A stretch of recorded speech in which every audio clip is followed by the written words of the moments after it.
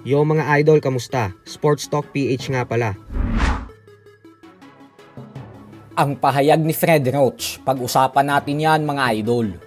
Ngunit bago ang lahat ay huwag kakalimutang mag-subscribe at i-click ang notification bell button for more sports talk. So hindi nga po natin maikakaila na matindi talaga ang pinagsamahan ng ating pambansang kamauman ni Pacquiao at ng kanyang legendary trainer na si Fred Roach, kung saan mahigit 2 dekada na silang nagsasama sa ibabaw ng lona. Kaya naman madalas sabihin ng mga analyst na ang kanilang tandem ay isa sa mga legendary duo of all time sa boxing. Subalit sa kabila nga po nito ay hindi nag-atubiling sumagot si Freddy Roach nang matanong ito kung sino sa palagay niya ang may kakayahang tumalo sa prime version ng 8th Division Champion. Ayon kay Freddy Roach ay aminado daw siya na kung ang kinukonsidera ng karamihan na greatest Mexican fighter of all time na si Julio Cesar Chavez Sr. ay naabutan ng kasagsagan ng kalakasan ni Manny Pacquiao, ay naniniwala daw siya na matatalo ang ating pambansang kamao sa laban.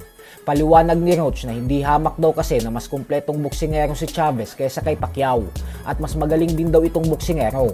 Giit pa ni Roach na alam niya naman daw na napaka-eksplosibo ni Pacman at napakabilis, pero sadyang mahihirapan lang daw talaga ito kay Chavez.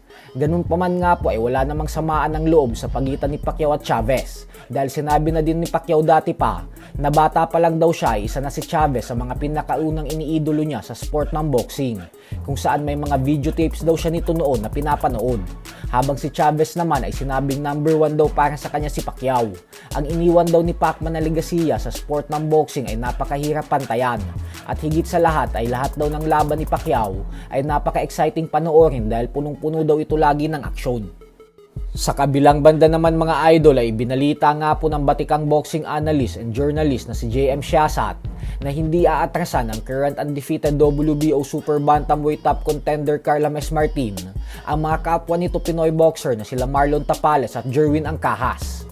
Nilinaw naman ni Martin ang isang Filipino showdown kontra sa mga Pilipinong boksingero ay hindi niya naman talaga tina-target. Subalit kung magkataon umano na kailangan niya ang mga ito sagasaan para makamit ang kanyang pangarap na maging isang ganap na world champion, ay lalabanan niya daw talaga ang mga ito.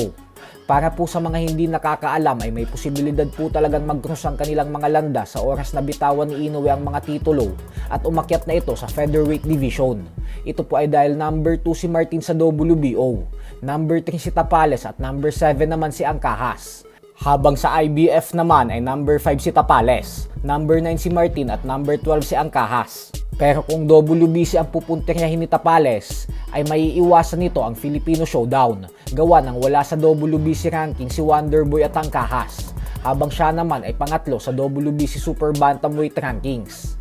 Samantala, inaasahan nga po na ilalabas na bukas ang official announcement patungkol sa bigating heavyweight showdown sa pagitan ng current Unified Heavyweight Champion Alexander Usyk at ng former WBC Heavyweight Champion Deontay Wilder, kung saan nakatakda po itong ganapin sa July 11 sa San Francisco, California. Kaya maganda at kaabang-abang din po talaga ang bakbakan na ito. So hanggang dito na lang po muna tayo mga idol.